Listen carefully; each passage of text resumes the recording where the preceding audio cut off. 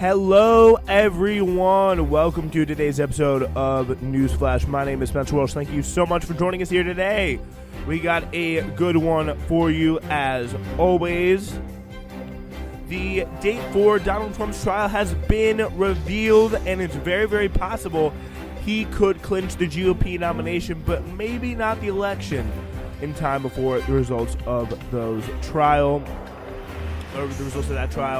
And that's just one of the 4 cases that he's had to deal with that has been kind of announced yet.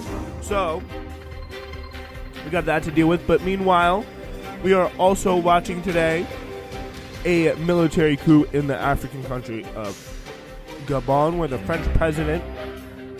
French-backed president by the name of Ali Bongo is currently being held by the military in the palace over there. We'll break it all down for you, put it in kind of context of all the other coups that have been happening around the region lately.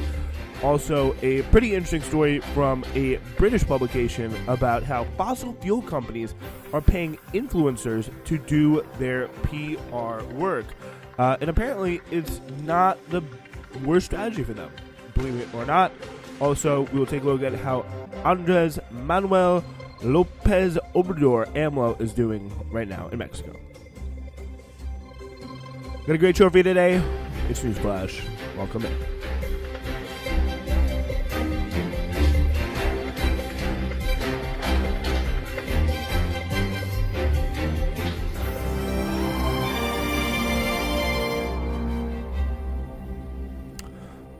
Yeah, feeling good today on this Wednesday. Hope you all are as well.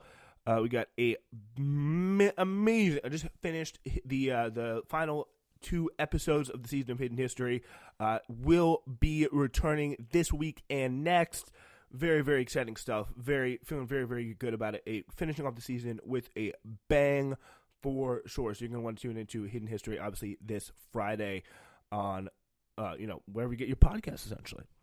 All right, so we're starting today at the top, and some pretty interesting news. We have just gotten the trial date for the charges of criminally conspiring to overturn the 2020 election on a federal level. This is the Jack Smith case, and it seems like the trial is scheduled to start on March 4th, point 5 states are expected to, by which point 5 states are expected to have held nominating contests. So it's going to be kind of right smack dab in the middle of the primary. And you know what? After March 4th, March 5th, which is Super Tuesday, when 15 states, including delegate-rich California and Texas, plan to all hold votes that will determine if any Trump challenger has any political oxygen to remain a viable alternative. So very interesting timing there. That is for sure.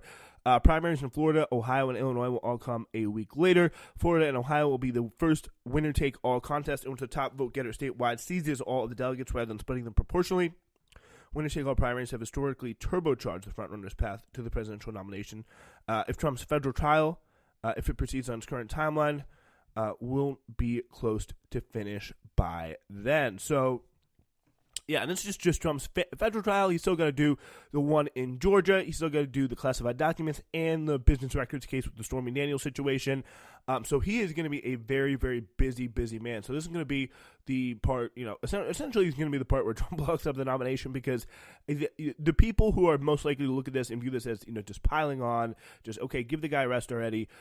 He shouldn't be under all this, under all the scrutiny, under the stress. The people who are least likely to think he's a criminal, those are the ones that are going to be voting on March 4th and March 5th.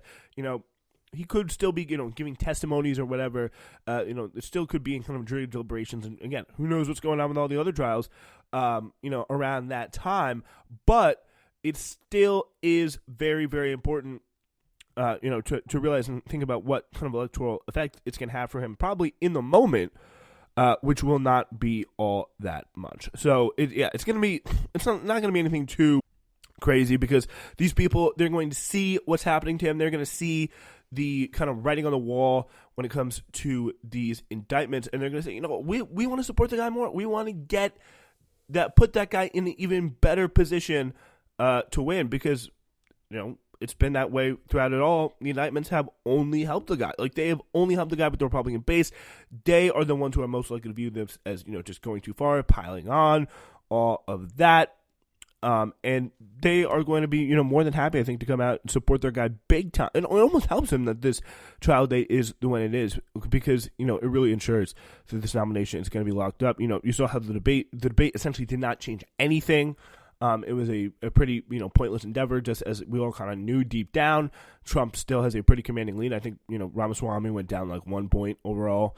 But other than that, it's going to be pretty good. And, it's 0% chance essentially that Trump gets, convicted or anything. There's a slight, maybe like 10% chance he gets it before the election. But I think it's definitely clear. This could, hurt him in the polls nationally, but when it comes down to it, I think the most important thing you got to look at is we're in the Republican primary right now. This is not going to hurt him with the Republican primary base. The collision course, though, between the Republican Party's calendar and Trump's trial schedule is emblematic of one of the most unusual nominating contests in American history. It is definitely it's going to be obviously, Trump not a dominated clash. That's not only going to define the course of the 2024 presidential primary, but potentially the future direction of the party and then the eventual post-Trump era. It has to happen at some point, right? It has to go away. It is a front-runner set of rules now, said Clayton Henson, who manages the ballot access and delegate selection process for the Trump campaign, which has been instrumental in rewriting the rules to benefit him. Trump has complained about the March 4th start date of the trial and saying it amounts to election interference and cited Super Tuesday, but is likely to have a greater effect on his ability to campaign for delegates in subsequent weeks. About 60% of the delegates will be awarded from the contest after Super Tuesday. Generally defendants are required to be present in the courtroom at their trials after preliminary matters such as jury selection. Prosecutors in Trump's election case will have estimated they will need about 46 weeks to present their case, after which defense lawyers will have an opportunity to call additional witnesses. That timeline also means it's likely that a majority of the delegates will have been awarded before a jury determines Trump's fate. So, yeah, he probably would have, clinched it. We're talking, 46 weeks, from that March 4th date. Busting out the calendar here, you go turn the page to 2024. You go looking at March 4th, that's a Monday. March 5th is the Super Tuesday trial. I'm talking about 46 weeks, maybe give it till, mid-May, early June. And by that time, essentially, it's almost convention time. Trump has the nomination locked up. And he's going to have it, there's going to be a surge, most likely, when he begins to face all these trials, and people, you're like, oh, you're prosecuting him. The spin machine starts to come in and do its thing. And that will, probably only help him more. If Trump holds his dominant polling advantage throughout the primaries, but then the jury transforms into a convicted felon, any forces within the GOP that would want to use that development to stop him have one last opportunity to block his nomination. The same end run around voters that officially tried at the party convention in 2016. That possibility would almost certainly lead to a schism between Trump loyalists and what used to be called the party's establishment. I don't know why you still can't call it that. An unpleasant reality in which defeating Trump could doom Republicans to a long cycle of electoral defeats. Yeah, I think it is definitely fair to say that with the amount of diehard, or at least highly, highly sympathetic Trump supporters in that party, which is at least 30-40%. They are going to have to figure out the way they move on from Donald Trump. If they're ever really able to move on and just stuck with him forever until the party's death, they got to figure out how they can move on very, very carefully. All right, that is all we got for you on this story. Let's move on, but before we do, Hidden History returns this Friday to the Spencer Walsh Radio Network, and boy, do we have a good show for you. We continue the third part of our 4-part series. Had a little bit of a hiatus from our Nicaragua month, but we are back and in full force. We have a great episode for you this week. It's all about the funding, how the Contras, how this terrorist group was able to keep their operations afloat. The reporting on this, it's been under the rug for the longest time, and it really will shock you how they were able to keep this whole operation afloat, how they were able to funnel money and really destroy communities both in Nicaragua and in America with, at the very least, the complicity at the highest levels of the American government. It is a really, very, very much excited for it. So, yeah, again, check it out this Friday where we get your podcast. All right, so we are getting into our next story here, and it's a very interesting one. In Gabon, this is from The Guardian, military officers in Gabon say they've taken power and put the president, Ali Bongo Ondimba, under house arrest as the country becomes the latest African country to suffer an attempted coup only weeks after mutinous troops seized power in Niger. A group of military personnel appeared on state television to announce they were seizing power to overturn the results of a presidential election seeking to remove a president whose family has held power for nearly 56 years. So I'm sure, again, that is above board. Everything is going the way it should there with that. When we got one family holding power for 56 years, the officers introduced themselves as members of the Committee of Transition and the Restoration of Institutions. If successful, the coup would be the 8th in the West in Central Africa since 2020.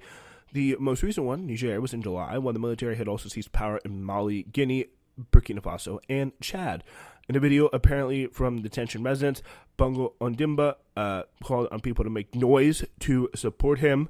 Crowds instead took the street of the capital and sang the national anthem to celebrate the coup attempt against a dynasty accused of getting rich on the country's resource wealth, while many of its citizens struggle to scrape by. Again, this is a great story to promote hidden history at the beginning of, because it really is. If you go back, listen to some of the, the Burkina Faso episode, the Democratic Republic of the Congo episode.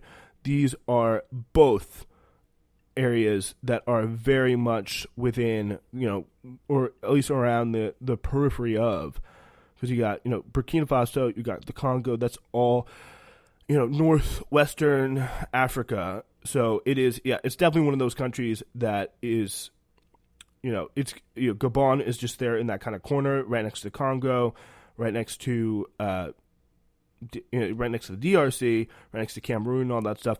These are Nigeria, for example. These are going to be some of the key places and some of the areas where there has been the most violence. There's been some of the most, just years and years of just absolutely brutal things happening to these people. Obviously, the Congo, the Democratic Republic of the Congo, was occupied by the Netherlands and by King Leopold, the Belgians. Excuse me there, but either way, this fits into the pattern that we have seen both on Hidden History and Newsflash and just throughout history in general 1 trillion times, which is we have this poor country that has been decimated by colonial rule for decades upon decades upon decades, really centuries if you think about it. And then the French come in, they still maintain control even after all these years. They still find a way to make sure that there is someone in power, someone in place there that does not give the people of Africa, the people of Western Africa especially, the chance to live by their own economic destiny, to form their own kind of, culture, but have control over their political decisions and economic decisions, and just be able to run their country in the way that they're, they want to, with the best interests of the country at heart, because these countries have never been run in their own people's best interests. It's just never, ever happened. It's such a big, transformative step to take. It could be a very, obviously a very hard and intimidating step to take. But it's it's going to be very interesting to see the direction of what these coup plotters have next year, because if it does continue to go the way it goes, it could be an absolutely historic situation.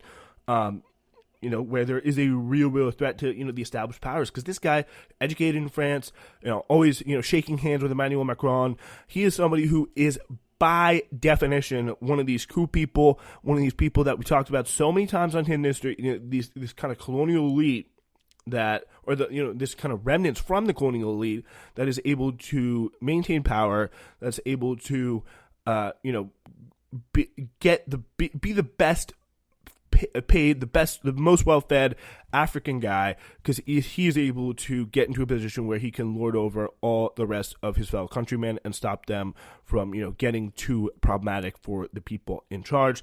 Well, now he is locked up in his house, so it's going to be very, very interesting to see what happens next. People, whenever people come in and really are greeting the coup as, a liberatory coup, I think that does tell you quite a lot. For sure. And, it really does show you, this is going to be, and it's eight countries since 2020. It's definitely seeming to, kind of become a trend. And it's really interesting to see or it's going to be really interesting to see what will happen in the future with these countries. Today, the country is undergoing a severe institutional, political, economic, and social crisis, said the officers who say they represent all Gabonese security defense forces. Announced election results were canceled, the borders were closed until further notice, and all state institutions resolved. In the name of Gabonese people, we decided to defend peace by putting an end to the current regime. Gabon Army officer Brice Olugi Ngema told the French newspaper Le Monde that generals would meet on Wednesday to decide who would lead a transition. The coup comes hours after Bongo was declared the winner of an election marred by fears of violence. He was last seen in public casting his vote on Saturday. Gabon is a member of the OPEC oil cartel with a production of 181,000 barrels of crude a day, making the largest producer of oil, the 8th largest producer in sub-Saharan Africa. It's about slightly smaller than the U.S. state of Colorado. Unlike Niger and the two other West African countries run by military juntas, Gabon has not been affected by jihadi violence and has been seen as relatively stable, but nearly 40% of the Gabonese aged 15 to 24, 40% are out of work, according to the World Bank. That is, a country that, with all due respect, it's not going to be stable for very long. When you have no future for the youth, they start to question why things are the way they are. And I bet you probably a lot of these guys are on the younger side as well, the people, coming in here leading this great military transition. So the political demise of Bongo does fit a pattern of coups in French-speaking countries in Africa in recent years. The French-educated Bongo met with the French President Emmanuel Macron in Paris in late June and shared photos of them shaking hands. The French PM, Elizabeth Borne, said France is Gabon's former colonial ruler, or maybe current colonial ruler as well in a lot of ways, was following the situation closely. France has around 400 soldiers permanently deployed in the country for training and military support, including a base in the capital and extensive ties to the country's mining and oil sectors. More like, takes all the profit from Gabon's mining and oil sectors and just does not give them any chance at real economic development here. And this is a country that has controlled those sectors for, centuries. Where I don't know, whenever the scramble of Africa happened, and France was able to come in and get their kind of western chunk, this has been happening forever. And really, really going to be interesting to see how this plays out. Huge support to the people of Gabon, and see hopefully that this military ruler tends to be more like Thomas Sankara as opposed to the hundreds of other despots and military regime change people that have taken control in that region all throughout the world in recent years. But it is definitely when you hear military coup in Africa, it's meant to sound scary, it's meant to sound bad, but I think some of these key signs here that it's part of a broader movement of coups that have taken place in Africa since, especially French-speaking Africa, since 2020, and the fact that they're kicking a lot of the French diplomats out. They're seeing that this is something that needs to change, because this still happens. It's like people do not understand how much of a still reality that this is. That these companies, and France is not the only country, but in terms of Africa, they are still a major, probably the biggest example of this.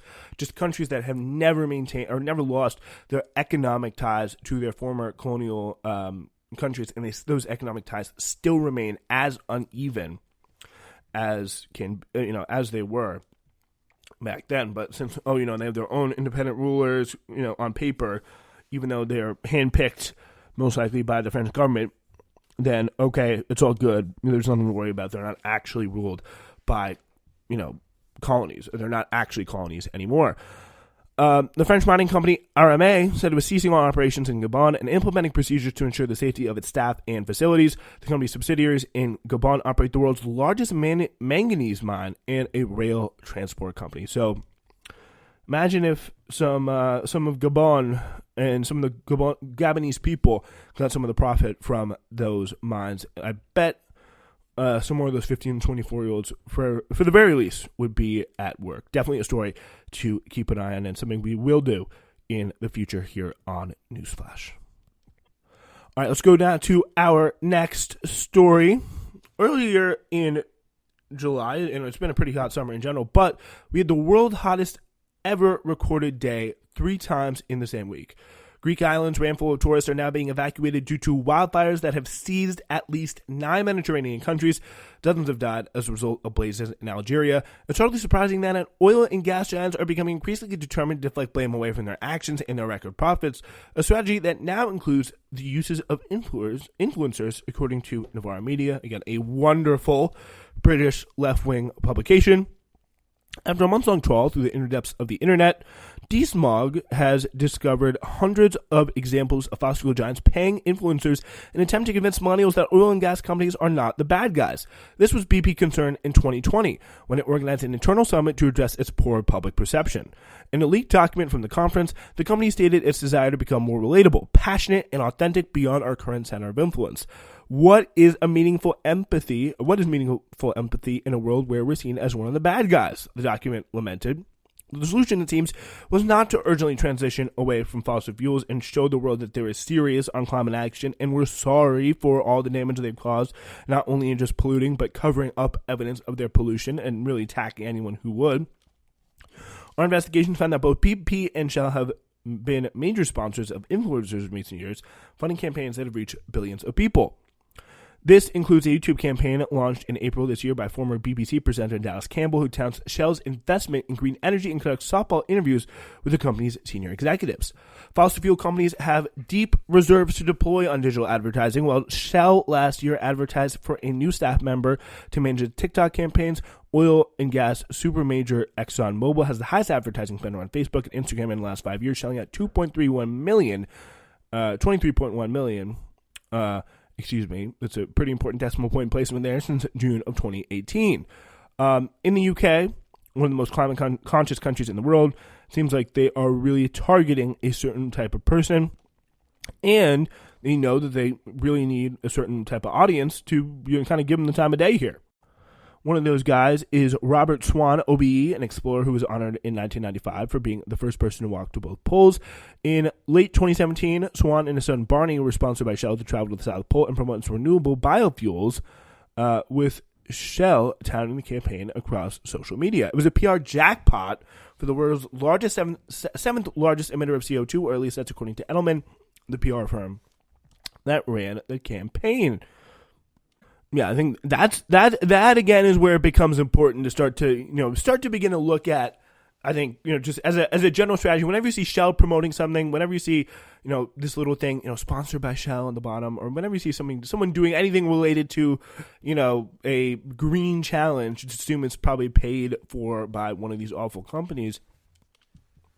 Again, Shell in Africa has murdered people to maintain their access to oil, to natural resources, all that stuff. This is just a small step on how far they're willing to go to kind of protect their profits. But here's what the campaign said. Edelman said that Shell had tasked them with giving millennials a reason to connect emotionally with Shell's commitment to a sustainable future.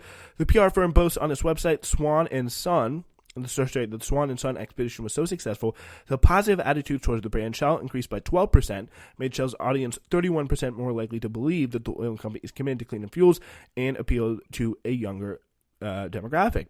When we reached out for comment, Barney Swan explained to DSmog that he definitely has copped a lot of criticism for working with Shell, but that he believes that the industry needs people who give a shit. But both Barney and Robert stressed that Shell's report was valid, as it was helping to test, or the Shell support was valid as it was hoping to test fossil fuels, or biofuels at least. So I guess it's valid for them. I'm sure they're getting paid quite well, so I'm sure they have no complaints or questions or anything like that about the validity of working with Shell. And again, it's like the industry needs people who give a shit, helping them cover it up.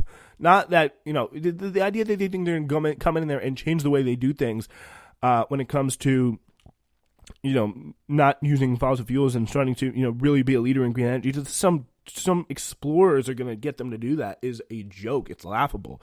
They need you to be subservient and help them out, and that's what you're doing. So again, mission accomplished. But let's be honest at least. Let's just be honest about it here. Anyway, so fast forward to 2021, and Shell's online advertising efforts ramped up even further.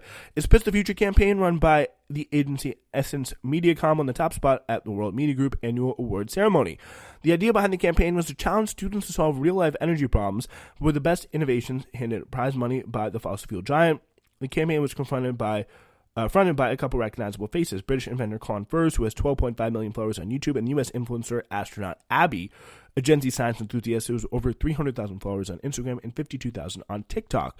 As the World Media Group acknowledged, the success of the campaign was astounding, generating 127 million views and nearly 1 billion impressions. Essence Mediacom posted that Shell's branded content actually outperformed Furze's own organic content benchmark, achieving 59% more interactions than the norm for posts on Colin's own channels. So they're doing pretty well. They're getting it's actually a view bump for him to come out and promote Shell. But again, another key indication here to be smart about what you read on the internet. Always assume, there's always assume that there's some big money behind it, because, in those cases it probably is. And even if you're wrong, it's better safe than sorry, at least in my opinion. All right.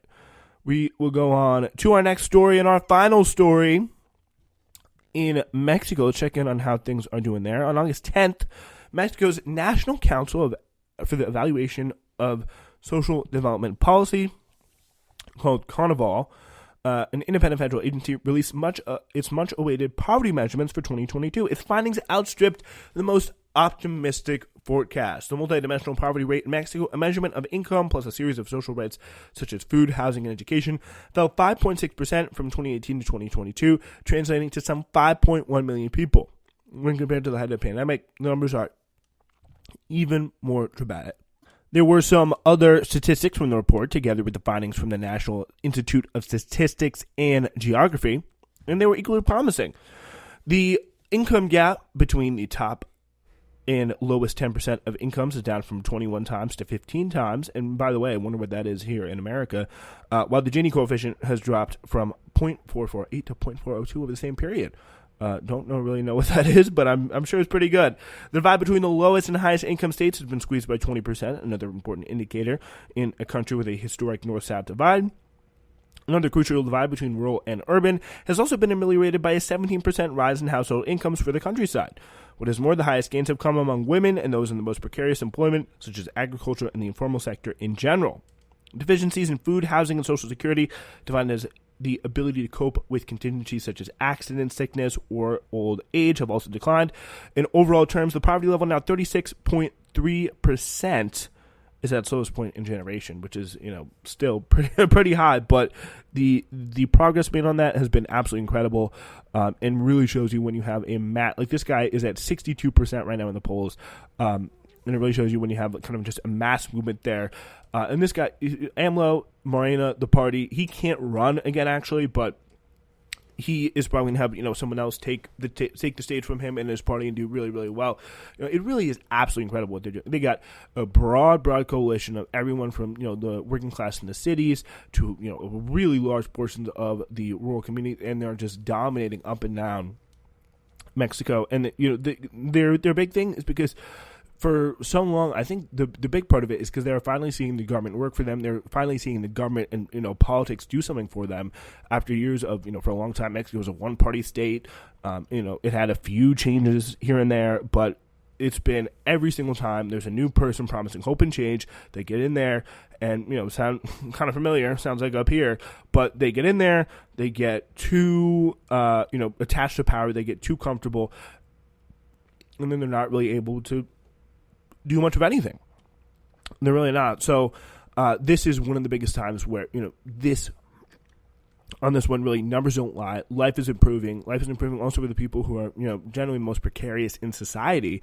And people can see it all around them. If you don't know someone who's have their life improved, you probably had your life improved. And it's just, living in a society like that is just going back, throughout historical examples, the current examples going on right now, it really engenders kind of a lot of deep political support.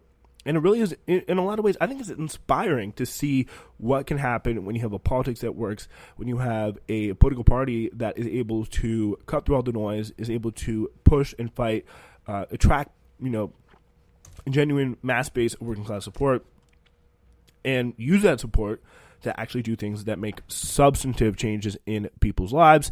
Faced with the unmistakable data in the report, the usual suspects took one or two tacks, ignore it, or amusingly cast about for any explanation that doesn't give credit to governmental policy. According to the AP, it was unclear what was behind the reduction in poverty, as if the case were simply too mysterious and inscrutable to even be fathomed, because AMLO's social programs are universal rather than means-tested, argued the wire service. There was simply no way of telling whether they've helped the poor, because they actually did give it to everyone, and the poor, who obviously needed the most, saw drastic increases in, employment and income, and really throughout every single solitary region. And there's a reason why AMLO controls a vast majority, or his party controls a lot of the vast majority of regions in Mexico and states in Mexico. It's because they are helping a lot of the states. It doesn't depend on your geography. It doesn't depend on whether you're rural or urban. You are just being helped by this government, which is a very, very big deal.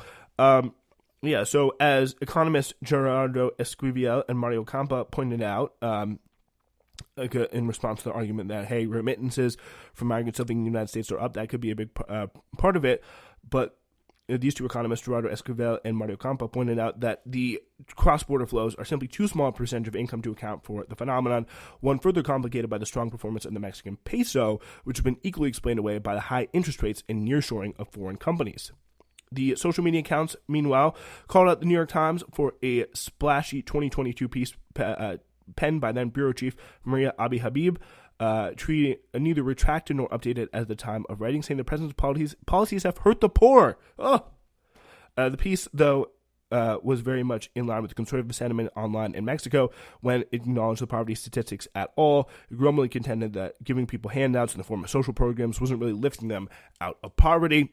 In fact, the analysis shows that these social programs, including old age pensions, stay-in-school scholarships, farm supports, or rural tree planting program, represent one only factor, not necessarily the most important. Also fueling the drop in poverty are wage increases, fueled by annual 20% hikes in the minimum wage that have had spillover effects in certain union contracts, together with a tightening of the nation's outsourcing laws, liberalized in 2012, that have nudged some 3 million workers into formal employment, increased the number of people eligible for mandatory profit sharing. The lesson is clear. In the absence of upward pressure on wages and more favorable labor legislation, transfer programs on their own are not enough. Not everything in the Carnival report, though, was uniformly rosy. Multidimensional extreme poverty remained steady and even showed a slight uptick, although only when income is taken actually into account, and fell to 12.1%, its lowest level in history.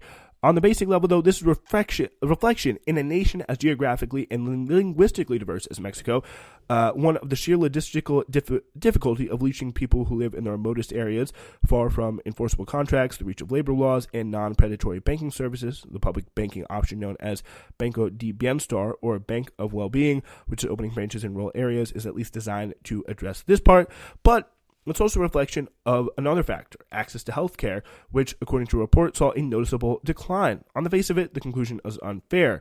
The survey measured people who are affiliated or registered with a particular health service, just as the AMLO administration is transitioning to a model where anyone can be attended to in public hospitals, regardless of affiliation status. The report found that 99.6% who sought access to care were able to get it. Many people then likely answered no to the question without being aware of their ability to access the same or even better services in public hospitals as before. But anyway, looking through all this data, it really paints a pretty incredible picture and shows, again, what you can do when you have, a democratic system and a political party that can actually build a mass base of support to get into power and do good things for people. And if the conservative side of Mexico thinks that, they're just giving handouts, it's not really lifting people out of social poverty, well, all I say to them is, why don't you try to win an election, and you can do it your way, because they've been in power for the last, 75 plus years, and AMLO's been in power for 2018, and I think the results speak for themselves, both electorally and economically. So we got it for you guys. We're back on Friday.